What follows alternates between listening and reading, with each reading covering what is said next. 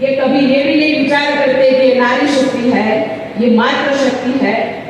लेकिन इसके साथ किसने दुर्व्यवहार किया? ये कभी मुस्लिम फौजियों में नहीं जाते, फौज में नहीं जाते। अगर जाते तब भी इनकी बुद्धि शुद्ध नहीं होती और तब भी ये राष्ट्रभक्त नहीं बन पाते। और इसलिए फौज से छुट्टी में आता है, इस सौम्या भट्ट के साथ दुर्व्यवहार करता है, उसको मार देता है। और जब इसको जेल होती है तो जेल से फरार हो जाता है और आज तक फरार है। इन सभी वीर और वीरांगनाओं को मेरा शत शत नमन, बारंबार प्रणाम। यह बताना चाहती हूं कि अब समय मरने का नहीं, अब समय मारने का है। मैं कुछ बोलती हूं तो कहा जाता है कि भारतीय जनता पार्टी की सांसद है, तो मैं भारतीय जनता पार्टी की सांसद कैसे बनी? हाँ, मैं सांसद हूं। हाँ, मैं लोगों के अधिकार के लिए लड़ती हूं। हाँ, मैं संसद में जनता के अधिकारों की बात करने के लिए गई हूं। जब संसद में कोई भी हिंदुओं की बात होती है, साधु संतों की हत्या काल भर में हो जाती है, उनकी आवाज कोई नहीं उठाता, सिर्फ और सिर्फ साध्वी प्रज्ञा सिंह उठाती है। क्यों?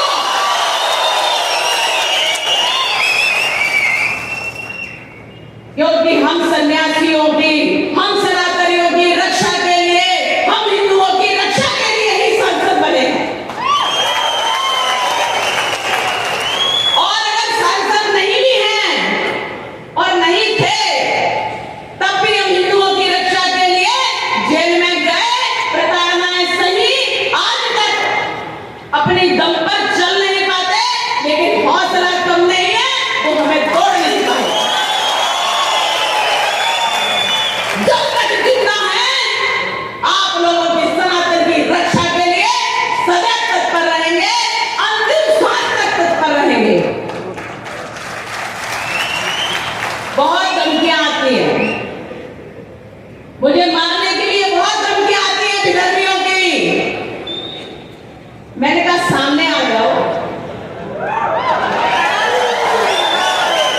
एक बार सामने आ जाओ बुलाएरो, देख लो एक भारत का सन्यासी कैसा होता है।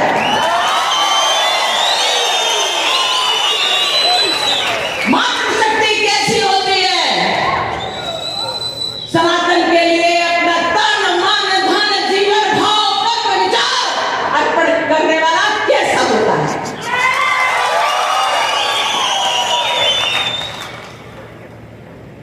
हम डरकर नहीं, हम डराकर जीते हैं। और इसलिए कोई ये न कहे कि मैं आज सांसद के रूप में बोल रही हूं। सांसद तो राजनीतिक दायित्व है, मैं उसको संसद में पूरा करती हूं, लेकिन आज मैं सन्यासी, आज मैं सनातनी, आज मैं नारी शक्ति के रूप में बोल रही हूं, और वह स्वीकार करिए। राजनीति का कोई भरोसा नहीं होता, कभी 5 साल हो, कभी 5 साल नहीं हो, लेकिन सन्यासी सदैव रहता है। सन्यासी कभी नहीं मरता, वो तो मरकर ही सन्यासी बनता है। इसलिए हमें मारने की धमकी देना, हमें मारने का डर दिखाना, हमें मारने का भय दिखाना, ये काया तुम्हें मालूम नहीं है विधर्मियों। अरे किसको मारोगे? हमारे यहाँ तो सनातन में पुनर्जन्म लेते हैं। मैं जेल में बैठी थी, ऐसे ही मन में आया, कांग्रेस से कहते थे क्या हुआ, कश्मीर दे दो, कश्मीर में बड़ा क्लेश है, कश्मीर दे दो उनको।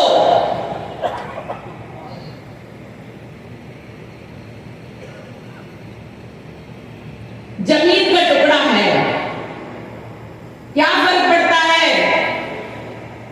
तो दे दो जमीन का टुकड़ा, कश्मीर उनको दे दो। और हम कश्मीर को क्या मानते हैं? भारत माता शीश, वो कटने नहीं देंगे। तो जेल में बैठी थी, जेल में बैठकर के ध्यान आया कि अरे ये कांग्रेस की कभी बुद्धि इनकी सुधर नहीं सकती। कोई बात नहीं, मन के भाव थे, कागज पे लिख दिए। ये धरा मेरी माँ है,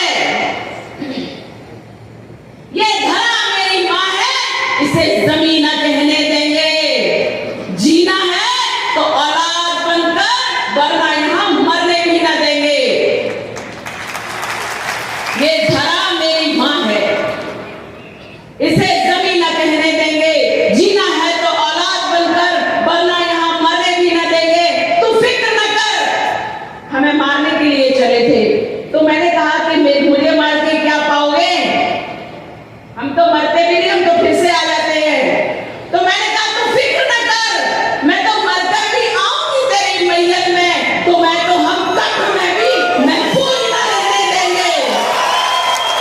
जीना है तो औलाद बनकर, वरना यहां मरने भी न देंगे। चाहे जेल में रखो, चाहे खेल में रखो, चाहे बेल पे रखो, कोई फर्क नहीं पड़ता। जहां ये दिल भारत माता का है, ये जान भारत माता की है, रग रग भारत माता का है कि तुम किसको मारोगे और किसको डराओगे। इसलिए ये जोश सदैव रहना चाहिए और ये जोश के साथ होश भी रहना चाहिए। लोगों ने मुझे कहा कोई कांग्रेस का अध्यक्ष है इधर का प्रदेश का, आजकल उसको हिंदू की परिभाषा याद आने लगी। उनका एक लीडर, उसको भी हिंदू समझ में आने लगा। कुछ नहीं मिला तो उसे किसी ने कहा जनेऊ पहनता है हिंदू, हिंदू जनेऊ पहनता है, तो उसने कोर्ट के ऊपर ही जनेऊ डाल दिया। धोती पहनता है हिंदू, तो धोती को लपेटा, किसी ने लपेट दिया होगा, तो संभालते संभालते चल नहीं पा रहा था बेचारा। उसे नहीं पता हिंदू तो हिंदू है, हिंदू बना नहीं जाता, हिंदू तो जन्मजात शाश्वत हिंदू होता है। ना हमें काटा जाता है, ना हमें कुछ और किया जाता है, हमारे तो संस्कार ही अखंडित के हैं। खंडित संस्कार हमारे यहाँ नहीं होते हैं क्या? अरे तुम्हें तो खंडित करके मुसलमान बनाया जाता है, हम तो अखंड धरा के वासी हैं। संस्कार ही खंड खंड के हों, वो अखंडता की क्या बात करेगा? और इसलिए वो हिंदू की क्या बात करेगा? इस कांग्रेस के प्रदेश अध्यक्ष जो भी है, नाम आप लोग जानते होंगे, नहीं जानते तो कोई आवश्यकता नहीं है, लेकिन सामने में क्या, जरा उनको समझा देना शुद्ध हिंदी में और शुद्ध कर्नाटक में। उनसे कहना कि हिंदू शब्द की परिभाषा करना तुम्हारे वश में नहीं है और हिंदुओं से टकराना नहीं है। हिंदू राष्ट्र है और ये हिंदू राष्ट्र रहेगा, और ये विश्वगुरु था और विश्वगुरु बनेगा। इसलिए हिंदू की परिभाषा करने की तुम्हारी औकात नहीं है। तुम्हारी तो औकात है कि जाओ जिनकी जाति का पता नहीं, जाओ जिनके धर्म का पता नहीं, जाओ जिनके देश का पता नहीं, उनकी चाटुकारिता करो और उनकी परिभाषाएं करते रहो। हिंदू की परिभाषा करना छोड़ देना, नहीं तो हिंदू तुम्हें कभी कुर्सी पे टिकने नहीं देगा और नहीं टिकने दे रहा है, सांसें भर रहा है। इसलिए देख रहे होंगे आप, ये राजनीतिक भाषण नहीं दे रही हूं, मैं तो सन्यासी हूं, सदैव सन्यासी भाव में बोलती हूं, इसलिए मैं राजनीतिक भाषण नहीं देती। लेकिन मुझे पता है कि कौन धर्म के साथ है और कौन धर्म के साथ नहीं है। मैं तो चुनाव जब लड़ी भाजपा भोपाल में, तो मैंने एक ही बात कही,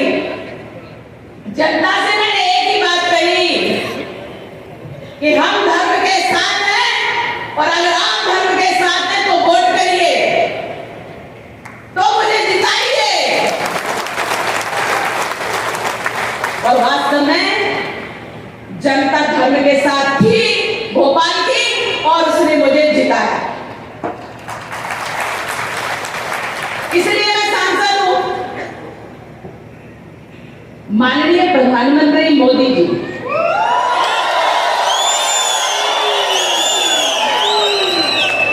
वो कोई ऐसे ही प्रधानमंत्री नहीं बन गए।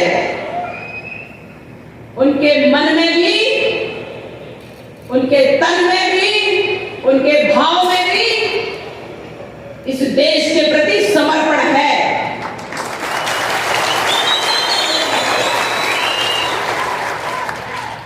गोधरा में 56-58 हिंदुओं को ट्रेन में भून दिया। आपस में जिनके लोग मरे उन्होंने किसी को मार दिया, मारने वालों को मार दिया। बात पूरी माननीय मोदी जी पर आ गई। उन्होंने उसका सामना किया, और इतना ही सामना नहीं किया, उस व्यक्ति ने पल पल अपमान सहा। उसी अमेरिका ने उनको वीजा देने के लिए मना कर दिया था, और आज वही अमेरिका क्या कर रहा है आप देख रहे हैं। आज दोस्ती का हाथ पकड़े हैं और छोड़ते नहीं बन रहा है। इसलिए माननीय मोदी जी का अस्तित्व है। इसलिए माननीय मोदी जी कहलाते हैं विश्व में जो भारत कांग्रेस के शासन में कटोरा लेकर के जाता था, और आज दाता बन गया है, दाता। क्योंकि ये जो भगवा रंग है ना, ये भगवा रंग दाता है, इसका अर्थ ही दाता है। इसलिए इसका जो सम्मान करता है वह दाता हो जाता है। इसलिए आज भारत विश्व को दे रहा है। भारत का झंडा किसी ने पकड़ लिया तो वो बड़े से बड़े देशों के युद्ध में सुरक्षित हो जाता है। पहले अगर हमले होते थे भारत में तो मना कर दिया जाता था, संसद में हमला हुआ, पकड़े गए लोग, मारे गए लोग, पक्का हो गया किसी देश दुश्मन देश ने ये हमला करवाया। लेकिन कांग्रेस का शासन था, कांग्रेस की माता उन आतंकवादियों के लिए रोई, आंसू बहाए, लेकिन पाकिस्तान पे उंगली नहीं उठा पाई। 2008 26/11 मुंबई पर हमला होता है, पर कभी पाकिस्तान पे उंगली नहीं उठा पाए। सबको पता है किसने किया और किसने करवाया। लेकिन जैसे ही माननीय प्रधानमंत्री मोदी जी का शासन आता है, पाकिस्तान तिरछी निगाह करता है, और माननीय मोदी जी की सेना उनके घर में घुस करके मारती है। इतनी जल्दी क्या परिवर्तन हो गया? तो परिवर्तन सिर्फ था कि हमारे सैनिकों को खुली छूट दे दो कि जो दुश्मन है उसको ठोको, और जो अपने दोस्त हैं उनको समेटो। बस इतनी सी है कि जो दुश्मन है उसको ठोको। शिमोगा में मैं आई तो पता चला कि इतना ज्यादा आतंक फैला हुआ है, और लोग पुष्टिकरण करते हैं, गंगा जमुनी तहजीब बताते हैं। तो ये क्या है गंगा जमुनी तहजीब? अरे गंगा भी हमारी है, यमुना भी हमारी है, सरस्वती भी हमारी है, कावेरी भी हमारी है, और सिंध भी हमारी है, सतलज भी हमारी है। सब हमारा है। तो तुम्हारी तहजीब कहां से घुस गई? तुम्हारी तहजीब कहां से आ गई? कौन तुम? हम वो समझौते कभी नहीं करते जो कुष्ठ रोग बन जाए, और इसलिए भूल जाना गंगा जमुनी तहजीब, ये सब संस्कार हमारे हैं कि हमने तुम्हें शरण दी, और ये हमारी गलतियां रही। भारत ने जब जब अपनी संस्कृति का उद्घोष किया, भारत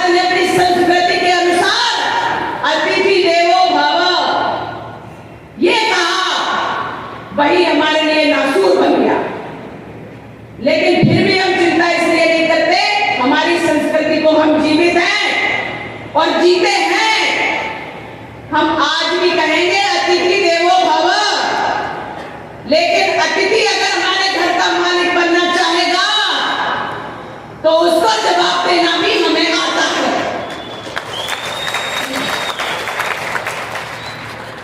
इसलिए हिंदू शब्द की अवहेलना करना, हिंदू शब्द को अपमानित करना कांग्रेसी छोड़ दें।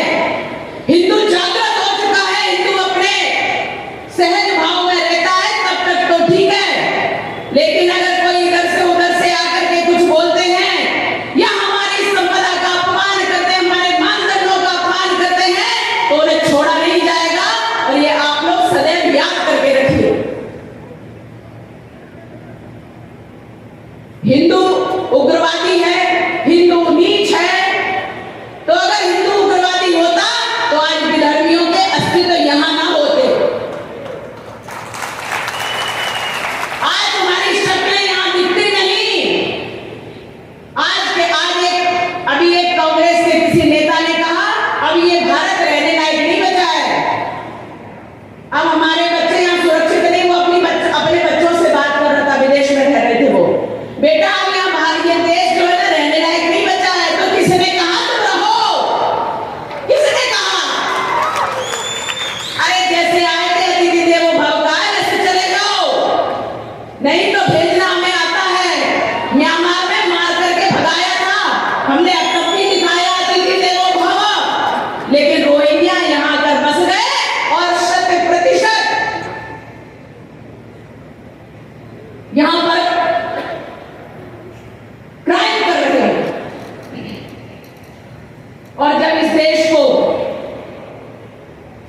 इस प्रकार से तुम आघात पहुंचाने लगोगे तो हमें उसका भी जवाब देना पड़ेगा। हिंदू जागरण करना हमारा काम है, लेकिन अपनी रक्षा करना भी हमारा कर्तव्य है। मातृशक्ति की रक्षा करना हमारा कर्तव्य है, लेकिन मातृशक्ति को स्वयं की रक्षा करना भी उसका कर्तव्य है। लव जिहाद, उनके यहां जिहाद की परंपरा है। कुछ नहीं मिला तो लव जिहाद कर दिया, प्रेम भी करेंगे तो उसमें भी जिहाद करेंगे। तो हमारे यहां भी प्रेम किया जाता है, भगवान से किया जाता है। सन्यासी भगवान से प्रेम करता है, लेकिन सन्यासी कहता है कि भगवान से प्रेम करते हैं, भगवान की बनाई इस दुनिया में जितने अत्याचारी हैं, अनाचारी हैं, पापाचारी हैं, उनको यहां से समाप्त करो, नहीं तो ये प्रेम की परिभाषा यहां पल नहीं पाएगी। इसलिए लव जिहाद करने वालों को लव जिहाद जैसा उत्तर दो। अपनी लड़कियों को सुरक्षित रखो, अपनी लड़कियों को संस्कारित करो, अपने घर में हथियार रखो। कुछ नहीं तो सब्जी काटने वाला चाकू जरा तेज रखो। स्पष्ट बोल रही हूं, स्पष्ट बोल रही हूं कि हमारे घरों में भी सब्जी काटने के लिए हथियार तेज होना चाहिए। उन्होंने चाकू से हमारे हर्षा को गोदा था, उन्होंने चाकू से हमारे वीरों को, हिंदू वीरों को, बजरंग दल के कार्यकर्ता, भाजपा के कार्यकर्ता, युवा मोर्चा के कार्यकर्ताओं को गोदा है, काटा है। तो हम भी सब्जी काटने वाले चाकुओं को जरा तेज रख लें, पता नहीं कब कैसा मौका आए। तो जब हमारा सब्जी अच्छे से कटेगी तो निश्चित रूप से दुश्मनों के मुंह भी और सिर भी अच्छे से कटेंगे। और आत्मरक्षा का तो सबको अधिकार है, आत्मरक्षा का तो सबको अधिकार है।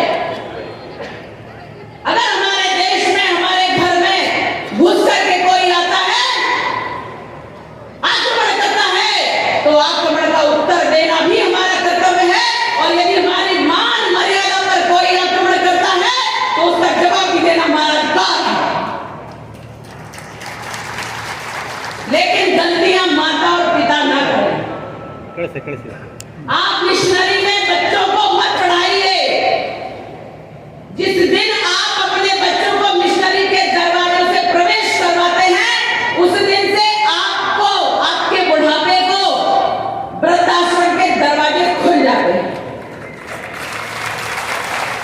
क्योंकि वो आपकी संस्कृति नहीं रहती, संस्कृति में नहीं रहते, वो बच्चे आपके नहीं रहते हैं, वो ओल्ड एज होम की परंपरा में पलने लगते हैं, इसलिए बच्चे सेल्फिश हो जाते हैं।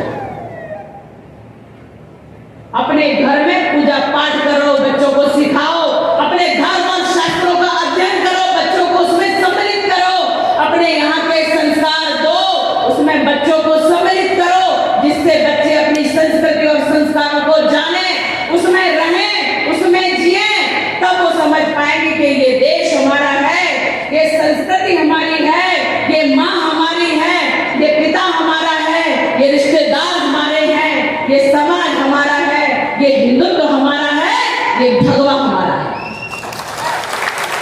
भगवान कृष्ण का युद्ध, भगवान कृष्ण की प्रेरणा, गीता के उपदेश, रामचरितमानस का, रामायण का, राम की मर्यादा भी सिखाना चाहिए।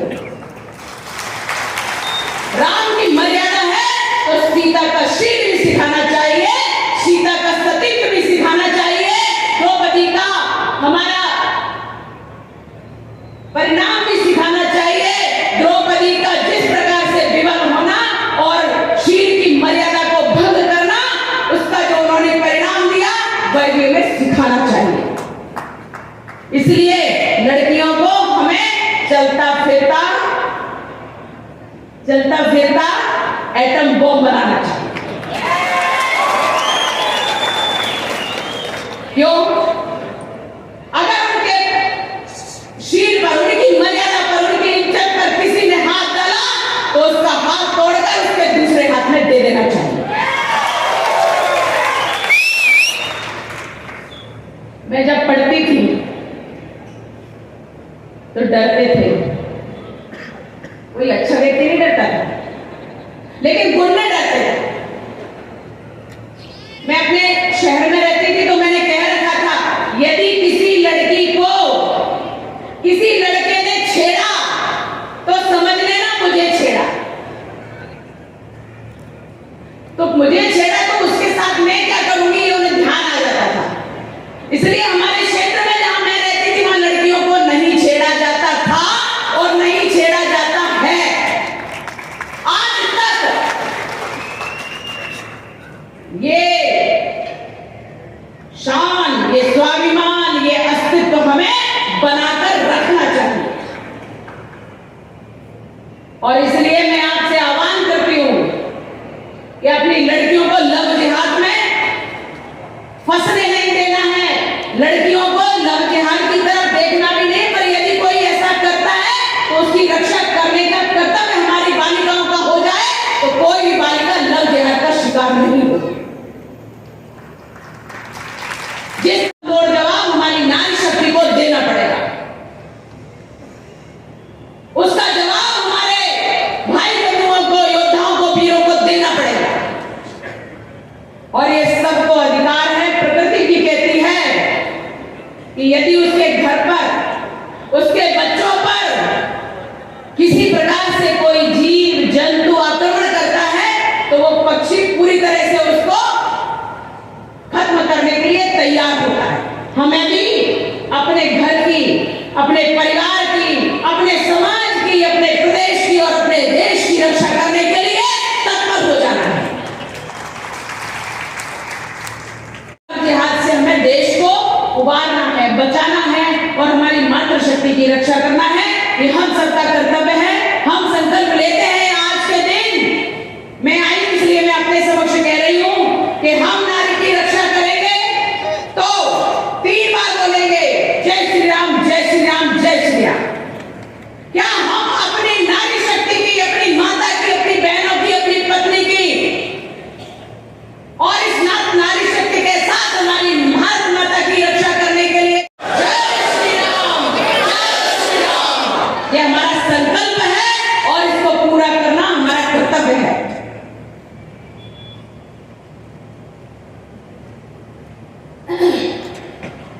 हम हिंदू धर्म की रक्षा के लिए बने हैं।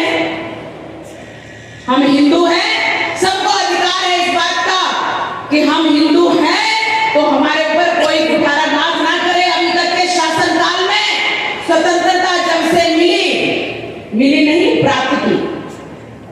स्वतंत्रता जब से प्राप्त की उसके पश्चात सदैव से और सदैव से भगवा पर, हिंदुओं पर, हिंदुत्व पर, सनातन धर्म पर कुठाराघात होता रहा है।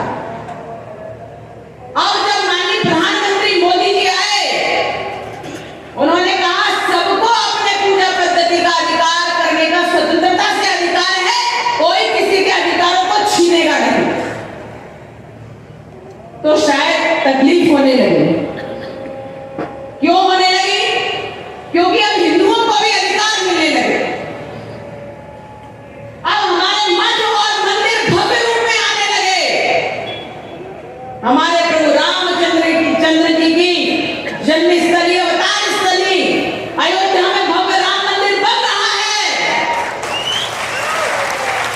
और वह मंदिर भव्य रूप जैसे जैसे ले रहा है, हमारे राष्ट्रीय स्वाभिमान हमारा बढ़ता चला जा रहा है। राम भक्तों का स्वाभिमान बढ़ रहा है, राष्ट्र भक्तों का स्वाभिमान बढ़ रहा है। प्रभु रामचंद्र जी का मंदिर बन रहा है। इसलिए जोर से बोलेंगे जय श्री राम।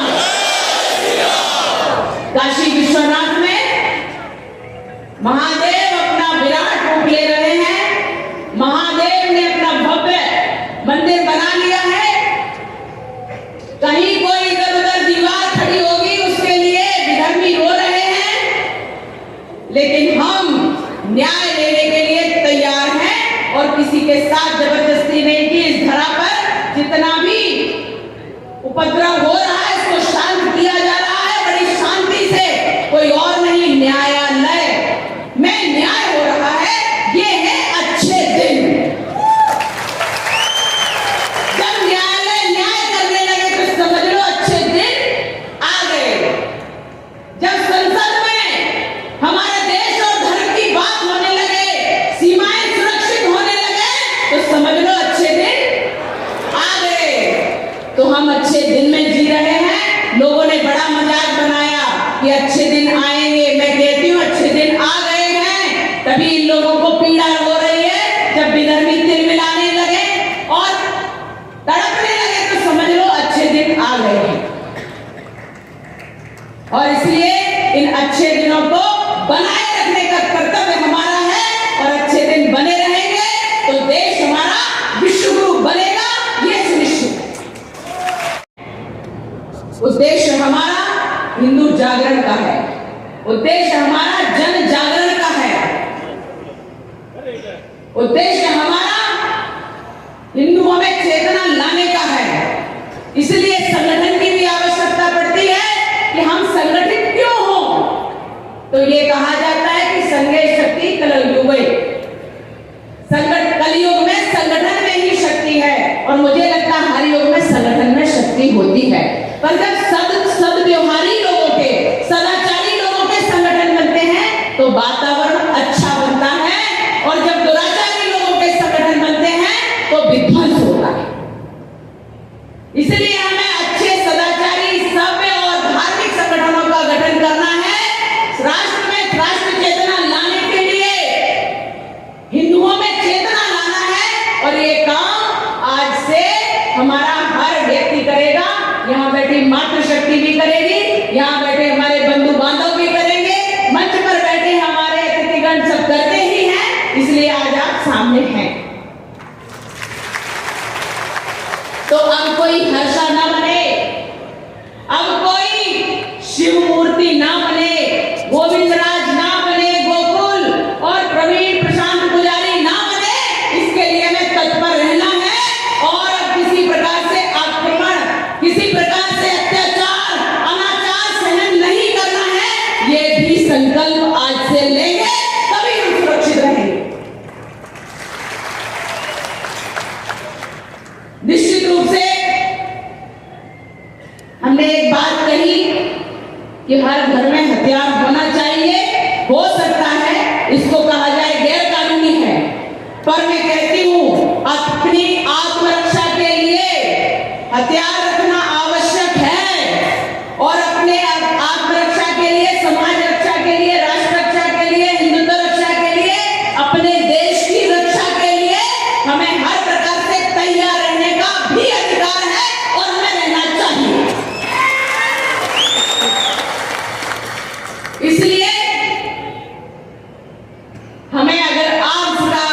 लाइसेंस की आवश्यकता होती है। आप खतरे में हैं, आपके ऊपर किसी प्रकार से कोई दुश्मनी बहुत ज्यादा है, देश के दुश्मन आपके पीछे पड़े हैं, समाज के दुश्मन आपके पीछे पड़े हैं, आप लाइसेंस भी रखिए, जिससे षड्यंत्र समाचार टिक फॉर टैट होना चाहिए। हम शांति की परिभाषा चाहते हैं, कहते हैं, और हमारी संस्कृति, हमारे धर्मशास्त्रों में लिखा है, ओम द्यौः शांति अंतरिक्षोम शांति पृथ्वी शांति रापा शांति औषधया शांति वनस्पतयः शांति विश्वदेवा शांति सर्वभौम शांति शांतिरेव शांति सामा शांतिरेधि। इससे बड़ी शांति की परिभाषा हो ही नहीं सकती। वसुदेव कुटुंबकम की परिभाषा हम करते हैं, उस वसुदेव कुटुंबकम की परिभाषा में पूरा विश्व समाया हुआ है, पूरी पृथ्वी और आसमान समाया हुआ है, इसलिए इससे विस्तृत परिभाषा कोई नहीं हो सकती। अब इतने विस्तृत संस्कारों में जीने के पश्चात हमें कहीं एक विधर्मी आकर के बरगलाने का प्रयास करता है तो हमें उधर नहीं जाना है, क्योंकि हम विराट में जीते हैं और हम विराट हैं, हम कभी अकेले नहीं हैं, हम सदैव संगठन में हैं। ये मान करके चलिए, जब आप एक चल पड़ोगे आपके पीछे हिंदुत्व चल पड़ेगा, कभी आप अकेले नहीं हैं। आप ये देख रहे होंगे, प्रत्यक्षम किम प्रमाणम, ये कहा जाता है, शास्त्रोक्ति है, इसलिए आपके सामने मैं प्रत्यक्ष खड़ी हूं कि विधर्मियों ने कोई कसर नहीं छोड़ी, खत्म करने में कोई कसर नहीं छोड़ी, प्रताड़नाओं में कोई कसर नहीं छोड़ी। हम 9 वर्षों तक बिस्तर पे थे, बिस्तर पर, लेकिन आज आपके समक्ष खड़े हैं, ये प्रत्यक्ष है, क्योंकि हम धर्म की के पक्ष में हैं, हम धर्ममय हैं, हम भगवाधारी हैं, हम कभी डरेंगे नहीं, हम कभी हटेंगे नहीं, हम कभी झुकेंगे नहीं, सदैव धर्म के लिए खड़े रहेंगे, खड़े रहेंगे, खड़े रहेंगे।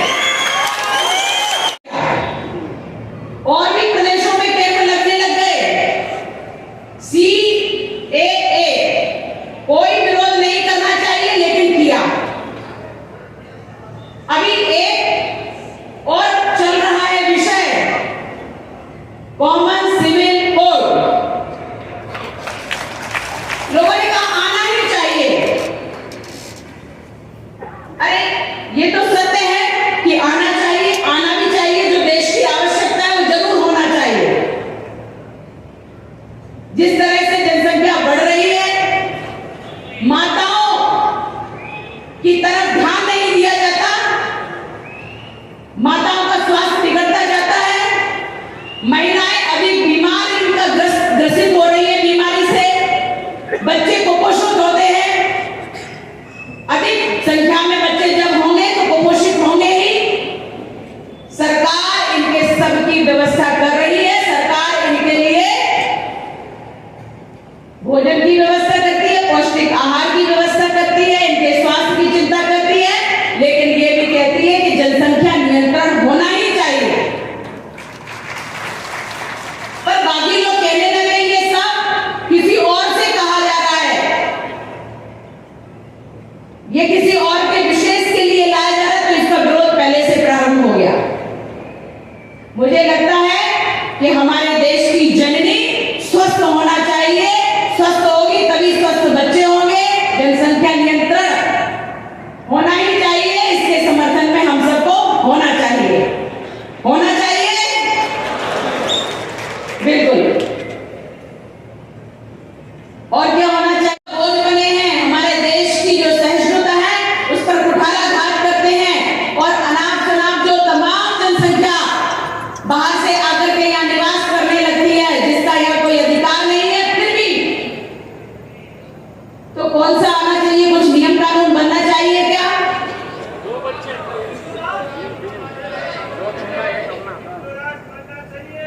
हिंदू राष्ट्र बनना चाहिए।